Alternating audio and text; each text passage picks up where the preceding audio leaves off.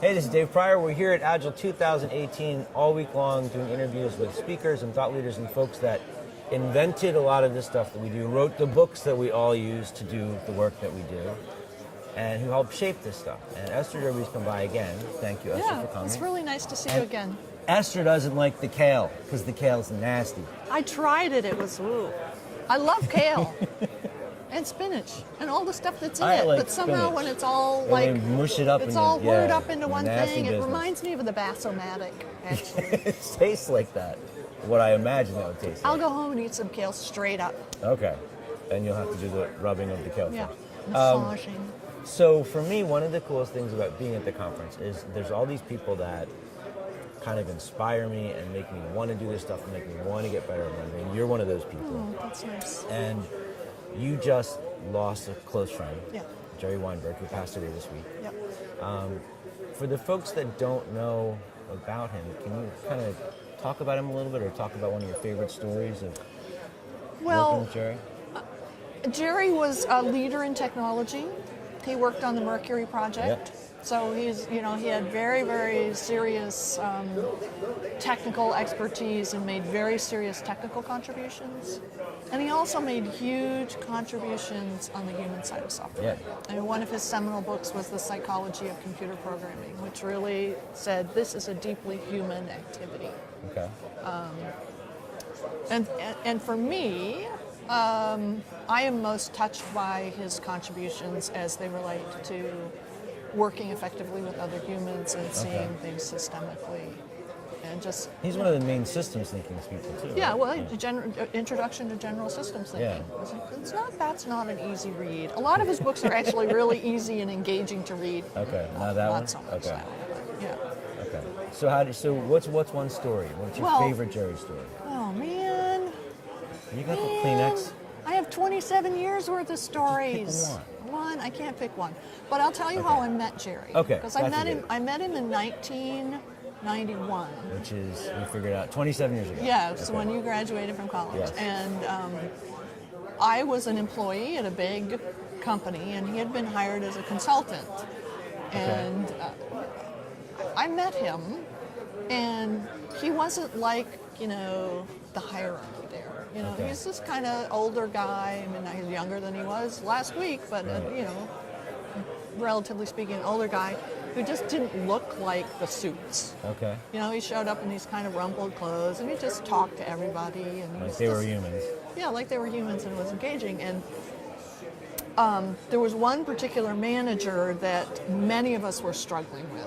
Okay. He was very, very controlling and very judging and very blaming, and so we were always struggling with him. And we went out to lunch with Jerry in the company cafeteria. So there was like the four of us sitting around the table, and we were complaining about this guy again. And one of us ascribed some motivation Right. to Ted. Oh, They don't know Ted's last I name. just revealed his name. We're Ted. calling him Ted. Yeah, Ted. And Should have called him Donald. oh, you're bad. I know.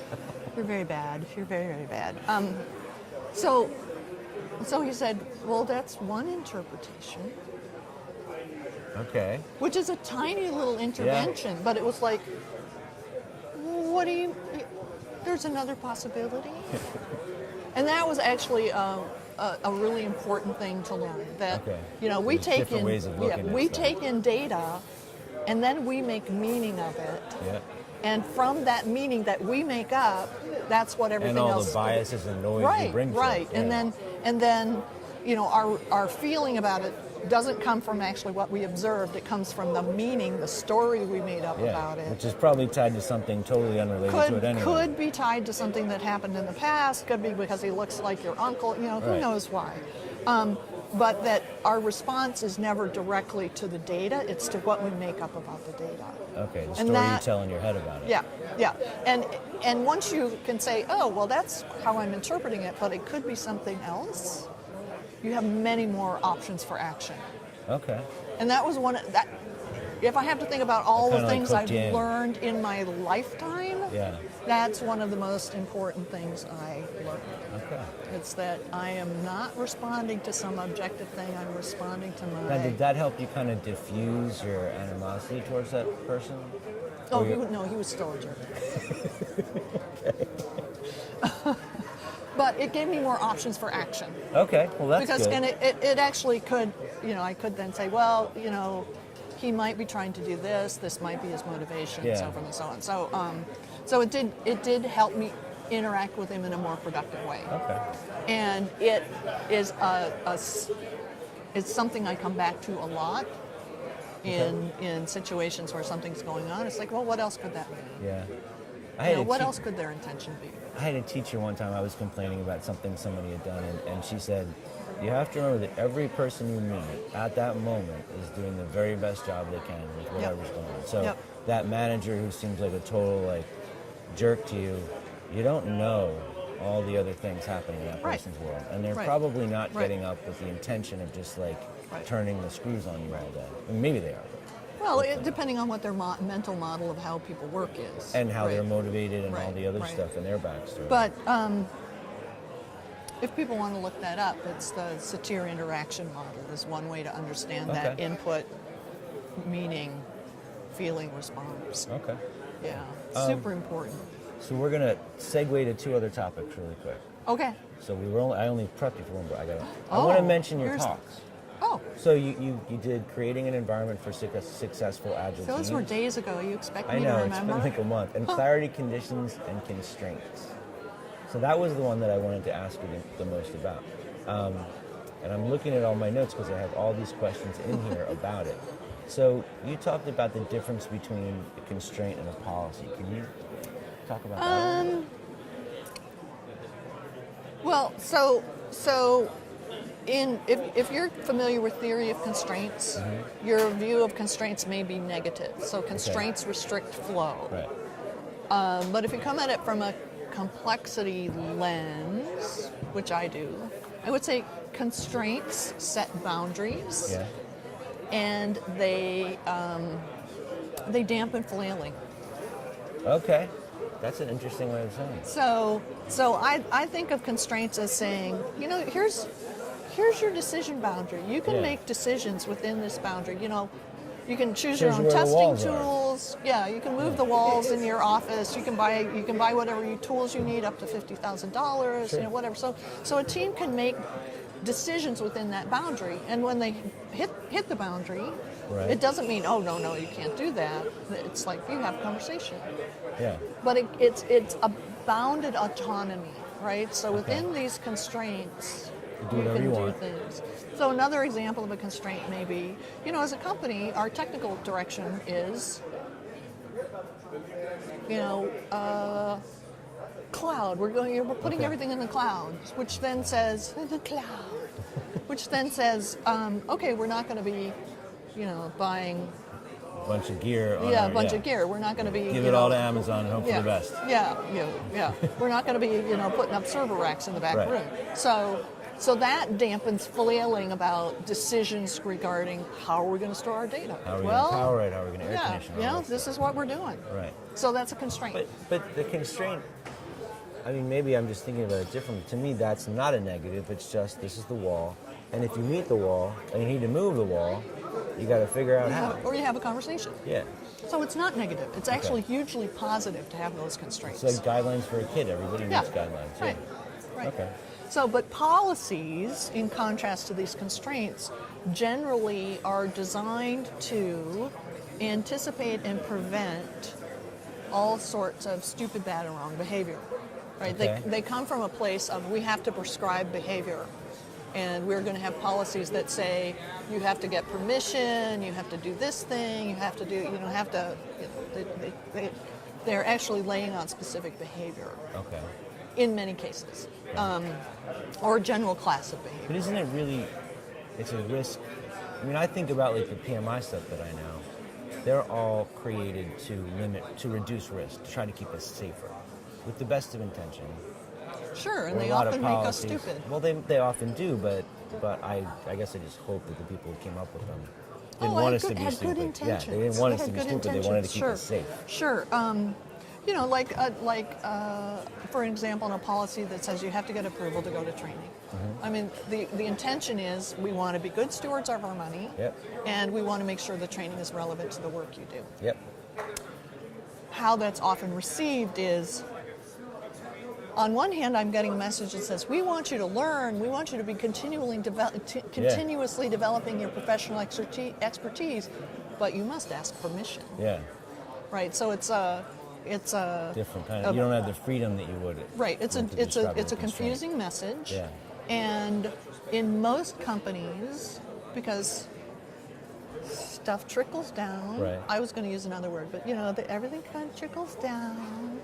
So you have policy upon policy upon policy upon policy upon policy, and by the time you hit the people who are actually doing the work, it's like Gulliver tied down by 1,000 threads, and each little thread may be very thin, but there's so many of them that It sucks. it sucks, Yeah. and you can't move. And in many organizations, it's impossible to get work done without breaking the rules, Yeah.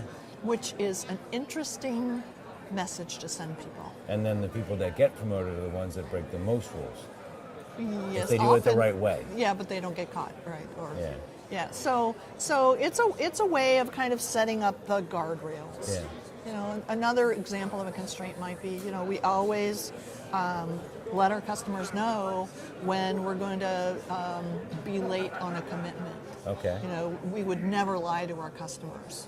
So this is about behavior too. But then right? you So- actually have to not lie to your customers. Right. Yeah. Well, yeah, that's helpful.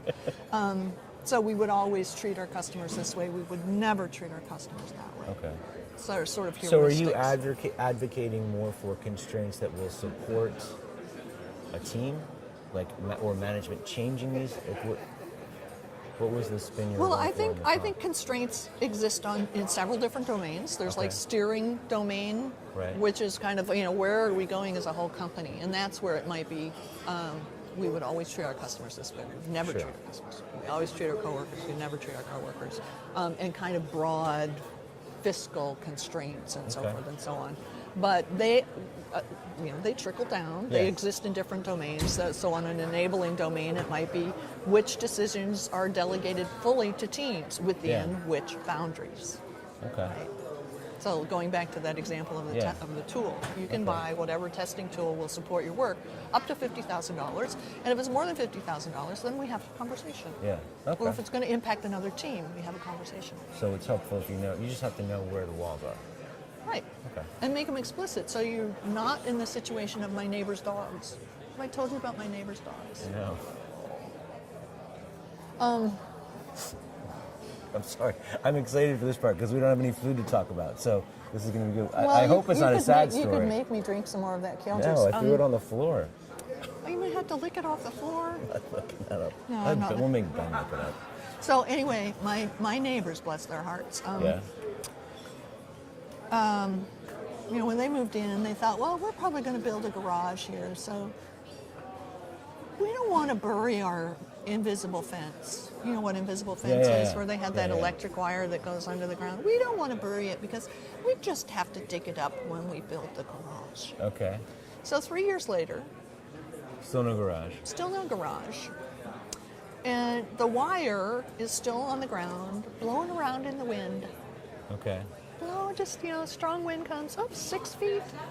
And those poor dogs, on Never any know given where day, the they wall don't know is. where the wire is. So, Wow. so those dogs now don't get They're anywhere afraid close of to the everything. edge of the yard. They're like a good 8 feet in.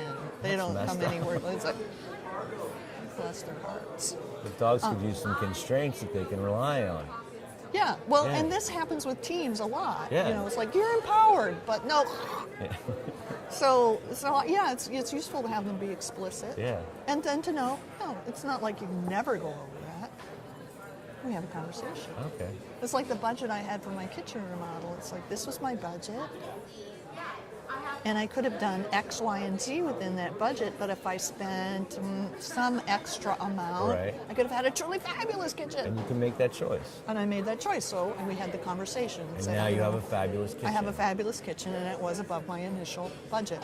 But Worth it the wasn't. choice. It wasn't like totally rigid. It was like, Yeah. okay, this is the guideline, and given this situation, yeah. Whew, all right, what's money? All right. Yeah. So, one more shift, and I'm going to hold this up. We're going to Oh. put a picture of this attached to this later Yeah. on after the interview. But this is about your online classes that you're starting to do, which is a big change for you. Yeah, I've been doing experiential workshops for A couple of years. a couple of decades. Okay. And that's something I studied with Jerry. Right. That's my first entree into experiential learning was with Jerry Okay. in 1991 Okay. or two. Took a workshop called PSL, which changed my life. Wow. Yeah, Okay. and now Jerry asked me to carry that on, so I'm teaching that workshop. That's awesome. Yeah, it's awesome. But this, I'm doing an experiment with Okay. online courses, trying to make them as interactive and engaging as I can with exercises that we can talk about in a Slack channel. And this Okay. is, I'm starting with one on retrospectives to help teams do more effective retrospectives. Which is the perfect time to mention that Esther is also the author Yes. of Agile Retrospective. And the co-author, Co-author, yeah, sorry. with Diana Larson. Which everyone should own. And if you sign up for my fabulous online class, you get a copy You of get the a copy ebook. of it. Of And the you get ebook. and you get taught And by you the get person who well, wrote the book. Well, you get to watch the little videos and interact with me in the Okay. Slack channel. Okay. But it's still cool. I Yeah, hope so it goes well. I've had a number of people test it out for me Okay. and help me find all the typos because Yeah. I'm never going to find the typos.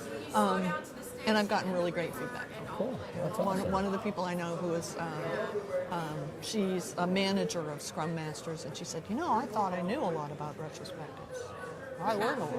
So it's aimed for people who are starting, but there's material that will be helpful to more advanced people, and it's not just a rehash of the book. And you can it's learn new from material. the best. This is great. And you're going to have more, I'm assuming this goes well. Well, who knows? We'll see, okay. Who knows? They'll have I to- could teach people They'll how have to come back and I- check. I could teach people how to make kale salad. Massage it. yeah. Massage the kale. So you don't have to chew for a month. Thank you so much for coming Yeah, and doing it this. was a pleasure. Great seeing you Yeah, again. thank And you. I'm sorry about the past. Yeah, yeah. Well, But it was It nice is that you part told of the story. life. Yes, it is. so So keep watching. We're going to be doing interviews all day long All here at day Agile long. 2018. Thanks.